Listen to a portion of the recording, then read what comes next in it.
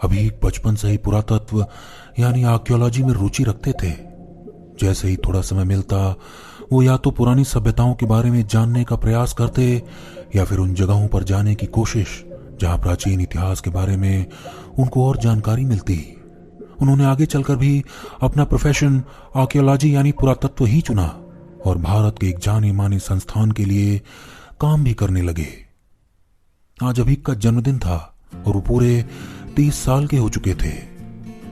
रोज की तरह आज भी वो ऑफिस में बैठ अपने काम में व्यस्त थे। अरे भाई, आज भी काम करोगे? कम से कम आज तो काम छोड़ दो। Let's go and party. यह आवाज उनकी बेस्ट फ्रेंड परम की थी। हाय परम, अभीक ने कहा। आज हाई से काम नहीं चलेगा। Happy birthday to my dearest friend. Thank you. Abhik ने कहा। आज तुम्हारे बर्थडे पर खास गिफ्ट लाया हूं। परम ने कहा। हाँ, फिर से महंगा गिफ्ट। यार, मैंने कई बार मना किया है, मुझे महंगे गिफ्ट्स बिल्कुल पसंद नहीं है। अभीक ने थोड़ा झुंझलाते हुए कहा। परम ने सस्पेंस बनाते हुए कहा। इजिप्ट जा रहे हैं हम। क्या बात कर रहा है? अभीक ने कहा। तेरा दोस्त है ही तारीफ के काबिल। बॉस को थोड़ा मक्खन लगाया और तेरी और मेरी परमिशन ले ली। अब हमें करीब से पिरामिड्स देखने का मौका मिलेगा और हम पिरामिड्स पर अपनी रिसर्च भी कर सकेंगे। परम ने कहा। थैंक यू यार, थैंक यू सो मच। तूने तो मेरी विश पूरी कर दी। न जाने कब से इजिप्ट जाना चाहता था। अब चल पार्टी करते हैं। परम ने भी हाँ में सर हिला दिया। लगभग एक हफ्ते बाद दोनों इजिप्ट पहुंच ही गए। यार सच में क्या जगह है, मजा आ गया। एयरपोर्ट से होटल की ओर जाते हुए वो दोनों वहां के दृश्य को देख सराहे नहीं थक रहे थे। होटल में चेक इन कर कुछ देर बाद ही दोनों पिरामिड्स की रिसर्च करने पहुंच गए। दोनों जब वहां पहुंचे तो पिरामिड्स की ऐतिहासिक सुंदरता देख उनमें खो गए। इन पिरामिड्स को विश्व के 7 अजूबों में ऑनररी स्टेटस यानी खास दर्जा दिया गया है। आखिर इतने ऊंचे स्ट्रक्चर्स उस जमाने में कैसे बनाए होंगे, वो भी बिना किसी मशीन की मदद से? अभीक ने कहा। अफवाह तो ये भी है कि एलियंस ने एंशिएंट इजिप्टियंस की उस जमाने में ऐसे बड़े पिरामिड्स बनाने में मदद की थी, वरना इतने सटीक तरीके से इन पिरामिड्स को बनाना नामुमकिन है। परम ने कहा। तभी वहां एक व्यक्ति की आवाज आई। मिस्टर अभीक एंड मिस्टर परम? यस, परम ने कहा। I am अडॉम।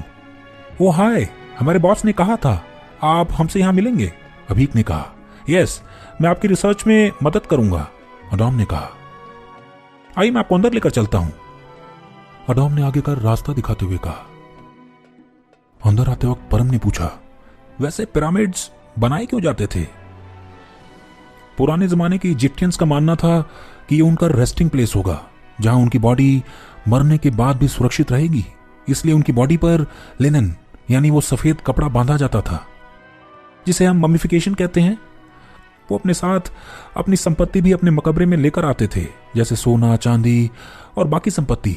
उनका मानना था यदि उनका शरीर सुरक्षित रहा तो मरणोपरांत यानी आफ्टर लाइफ में भी उनकी आत्मा उनके शरीर को पहचान लेगी और इस संपत्ति का उपयोग आगे भी कर पाएगी। अडोम ने कहा। क्या ये सच है? अभीक ने पूछा। ये पिरामिड्स मिस्ट्री से भरे हैं, कोई समझ नहीं पाया आज तक इनको। अडोम ने कहा। पूरे दिन खोज में व्यस्त रहने के बाद जब रात होने लगी तो अडोम ने कहा, हमें निकलना चाहिए। वॉक करते हुए चलें, बड़ा मजा आएगा। परम ने कहा। हाँ, आसपास का नजारा भी देख लेंगे। अभीक ने कहा। ठीक है, तो रेगिस्तान के रास्ते चलते हैं, आप दोनों को मजा आएगा। अडॉम ने मुस्कुराते हुए कहा। पर जब चलते चलते काफी देर हो गई और रात का अंधेरा चारों ओर गहराने लगा, तब अडोम ने कहा, लगता है हम भटक गए हैं। चांदनी रात में रेगिस्तान बेहद खूबसूरत लग रहा था। दूर दूर तक सिर्फ रेत ही रेत थी, मानो किसी ने एक सफेद चादर उस रेगिस्तान पर डाल दी हो। जहां यह दृश्य एक और खूबसूरत लग रहा था, वहीं एक और डरावना भी। तीनों को कुछ समझ नहीं आ रहा था। उनका फोन का नेटवर्क भी काम नहीं कर रहा था। लगभग 2 किलोमीटर और आगे चलने के बाद अचानक अभीक ने कहा, यार वो क्या चीज है, चमक रही है, बहुत ब्राइट है। हाँ, वहां तो कुछ है। परम ने भी कहा। एक बार चलकर देखें। यह कह तीनों उस ओर बढ़ गए।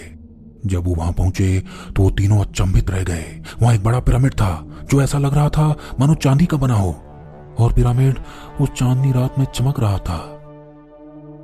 वाओ, व्हाट अ सीन, परम ने कहा। हाँ यार, दिस सो ब्यूटीफुल, अभीक ने कहा। तभी अडॉम ने कहा, वहां कोई आग जलाकर बैठा है। तीनों उस ओर बढ़ गए, पर उनके पांव तब थम गए जब उन्होंने वहां एक औरत को अकेले बैठे पाया। वो आग के किनारे बैठ कुछ अजीब सी भाषा में बोल रही थी। अजीब सी पोशाक में वो वहां बैठी अपनी बड़ी आंखों से उन तीनों को निहार रही थी। उसके गले में सोने के बड़े आभूषण दूर से ही देखे जा सकते थे। तुम जानते थे इस पिरामिड के बारे में?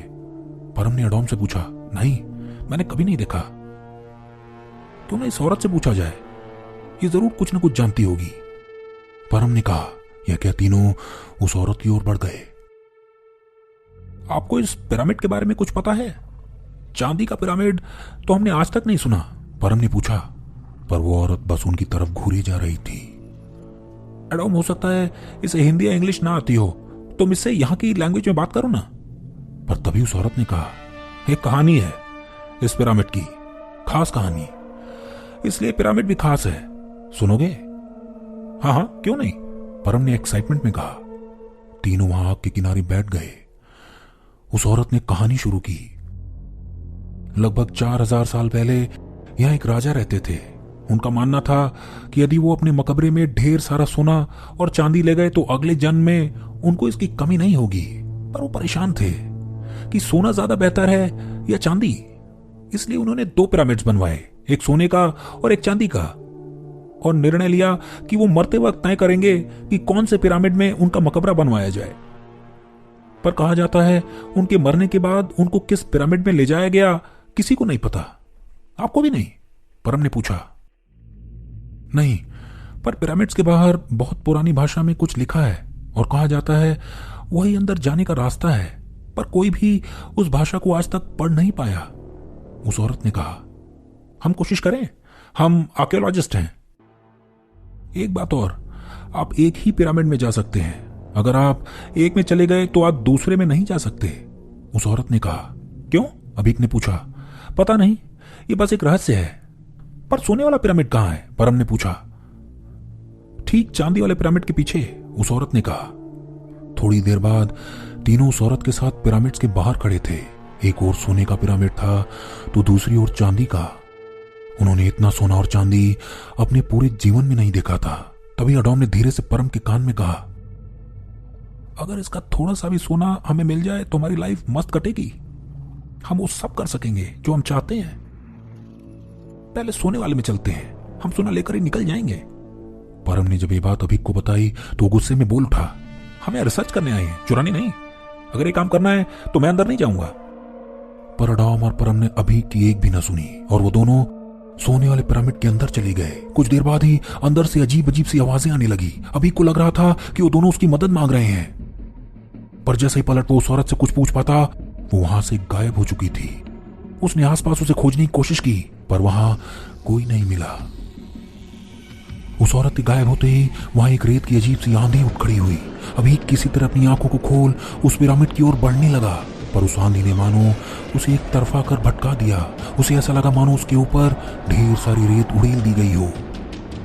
थोड़ी देर बाद जब आंधी थमी और अभी एक रेत के अंदर से बाहर निकला तो वहां कुछ भी नहीं था। वो पिरामिड कहां गए? कहीं मैं आंधी में भटक तो नहीं गया? और वो औरत, वो कहां गई? अभी को कुछ समझ आता, उसने देखा सामने रोड है, पर मैं तो अभी रेगिस्तान के बीचों बीच था। ये कैसे मुमकिन हो सकता है? मैं तो अभी रेगिस्तान के बीचों बीच था, पर अचानक रोड के किनारे कैसे आ गया? अभी को कुछ समझ नहीं आ रहा था। और वो पिरामिड्स, वो तो दिख ही नहीं रहे, ऐसा कैसे हो सकता है? अभीक ने अपने चेहरे को थपथपाते हुए सोचा। उसने अपनी नजर दोबारा चारों ओर घुमाई, पर ना तो पिरामिड्स दिख रहे थे और न ही वो औरत जिसने उन्हें उन पिरामिड्स की कहानी बताई थी। मुझे अडॉम और परम को बचाना ही होगा, कहीं ऐसा तो नहीं वो सोने के पिरामिड में फंस गए हों। यह सोच अभीक मदद के लिए शहर की ओर बढ़ गया। वहां उसने लोगों से पूछताछ शुरू कर दी, पर हर कोई उसे यही जवाब देता कि उन्होंने तो ऐसे पिरामिड्स के बारे में कभी सुना ही नहीं। जब वो होटल पहुंचा तो उसने रिसेप्शन पर बैठे व्यक्ति से ही पूछा, पर वो हंसने लगा। क्या बात कर रहे हैं सर, सोने और चांदी के पिरामिड्स, आप होश में तो हैं? अभीक तो मान ही नहीं पा रहा था कि लोगों ने वो पिरामिड्स कभी नहीं देखे, जबकि वो तो उनको पास से देख चुका था और अडोम और परम तो उसमें गए भी थे। अभीक को यकीन हो गया जरूर कुछ गड़बड़ है और उन पिरामिड्स का रहस्य उसे खुद ही जानना होगा।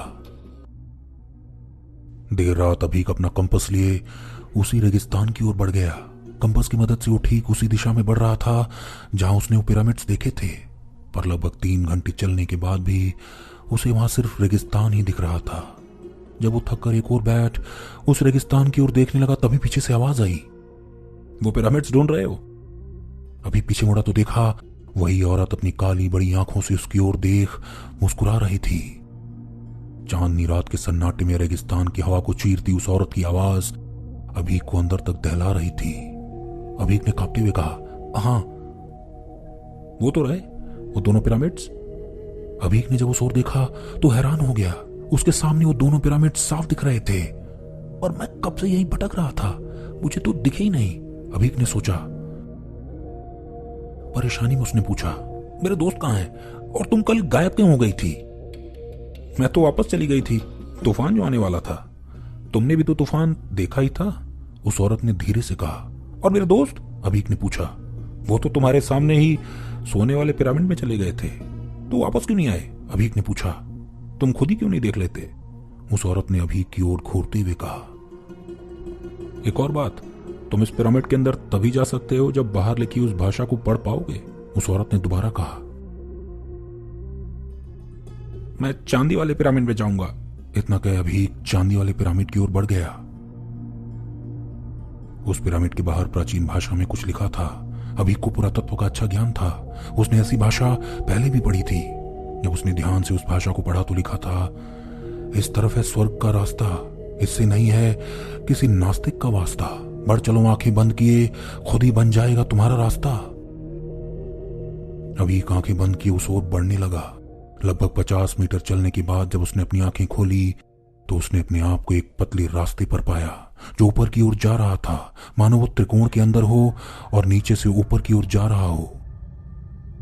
पर आश्चर्य की बात यह थी कि पिरामिड के अंदर तक चांद की रोशनी आ रही थी। थोड़ी देर चलने के बाद अभी एक छोटे से हॉल में पहुंच गया। अंदर चारों ओर इजिप्शियन आर्ट बने थे और पुराने स्टैच्यूज दीवारों पर देखे जा सकते थे। अभी एक और आगे बढ़ा तो उसे एक और रास्ता मिला जो लगभग 100 मीटर लंबा था। वो उस ओर बढ़ गया। आगे एक और बड़ा हॉल था जिसमें एक बड़ा मकबरा बना था, शायद ये राजा का मकबरा होगा, अभीक ने सोचा। पर जैसे ही उसने चारों ओर देखा वो दंग रह गया। ये हिस्सा तो दोनों पिरामिड्स के बीच का लगता है, यानी राजा को मरने के बाद ना तो सोने के पिरामिड में दफनाया गया और ना ही चांदी के, बल्कि दोनों पिरामिड्स के बीच इस हॉल में। इन पिरामिड्स को ऐसे बनाया गया था कि रात में चांदनी से रोशन करती थी और दिन में सूरज की रोशनी। मकबरे की जगह इतनी सटीक थी कि पिरामिड के ऊपरी हिस्से से रोशनी सीधे उस पर पड़ती थी। अभी अभी ये सब देख ही रहा था कि दूसरी ओर उसने कई सारे छोटे मकबरे देखे। अभी समझ गया, वो तेजी से उस ओर बढ़ गया। उसने एक एक कर मकबरे देखने शुरू कर दिए, पर हर मकबरे में उसे मम्मी ही मिल रहे थे। जब वो हार कर वापस जाने लगा तो उसे दीवार के अंदर से किसी के ठकठकाने की आवाज आई। उसने उस आवाज को ध्यान से सुना और दीवार के उस हिस्से को तोड़ने लगा। जैसे उसने वो हिस्सा तोड़ा वो हैरान हो गया। अडोम और परम दोनों को मम्मी बना दिया गया था। अभीक ने जल्दी से उनके शरीर से लिनन का कपड़ा उतारा। कुछ देर तो अडोम और परम अभीक को पहचान ही नहीं पा रहे थे, पर जैसे उन्होंने होश संभाला वो दोनों रोने लगे। परम ने कहा, हम जैसे ही अंदर आए अचानक कई सारी आवाजें आने लगी और हमें अंदर खींचने लगी। हम बेहोश हो गए। जब होश आया तो हम दीवार में कैद थे। अभीक ने कहा, हमें तुरंत निकलना होगा। अडोम और परम उसके पीछे पीछे चलने लगे, पर उन्हें रास्ता नहीं मिल रहा था। किसी तरह जब अभीक वापस उस पतले रास्ते पर पहुंचा तो औरत उनका इंतजार कर रही थी। तुम वापस नहीं जा सकते, मैंने बताया था ना। लोग पिरामिड के अंदर अपने मकबरे में अपनी संपत्ति लेकर आते थे ताकि वो इनका इस्तेमाल अगले जन्म में कर सकें। और हमारे राजा अपने साथ कई नौकर ले आए थे ताकि वो अगले जन्म में इनसे अपनी सेवा करवा सकें, और आज भी मैं उनके लिए नौकर लाती हूं, उस औरत ने कहा। अभीक ने बिना समय गंवाए अडोम और परम को आंखें बंद कर ये शब्द बोल आगे बढ़ने के लिए कहा, आ गए हम, हमारा रास्ता स्वयं हो तुम। कुछ देर बाद उन तीनों ने आंखें खोली तो वो रेगिस्तान के बीचों बीच खड़े थे। ना तो वो पिरामिड्स दिख रहे थे और ना वो औरत। परम ने भारी सांस लेते हुए कहा, हम पिरामिड से बाहर कैसे आ गए और ये सब क्या हो रहा था हमारे साथ? तब अवीक ने बताया, तुम दोनों के गायब हो जाने के बाद मैंने इन पिरामिड्स का रहस्य जानने की कोशिश की, पर कोई नहीं बता पाया। तब मैंने इंटरनेट पर रिसर्च किया और मुझे पता लगा कि 6 साल पहले एक खोजकर्ताओं का ग्रुप अचानक रेगिस्तान से गायब हो गया था और 2 दिन बाद उसी ग्रुप का एक खोजकर्ता अधमरी अवस्था में मिला था। हालांकि डॉक्टर्स उसे बचा नहीं पाए, लेकिन मरते वक्त उसने कुछ ऐसे ही पिरामिड्स और एक औरत की बात कही थी। उसने ये भी बताया था कि मकबरे के नीचे बाहर आने का रास्ता लिखा है। जब पुलिस ने खोज की तो उन्हें कुछ मिला ही नहीं और सबको लगा वो दिमागी रूप से गंभीर था। और जब मैं मकबरे पर पहुंचा तो मैंने वो शब्द पढ़ लिए जो बाहर आने का रास्ता थे। उस दिन के बाद अभीक और परम ने पिरामिड्स पर अपनी खोज बंद कर दी। शायद उन्हें आज भी हर काली रात की बहती हवा उस औरत के होने का एहसास देती है। मित्रों, यदि ये कहानी आपको पसंद आई तो इसे लाइक और शेयर जरूर करें।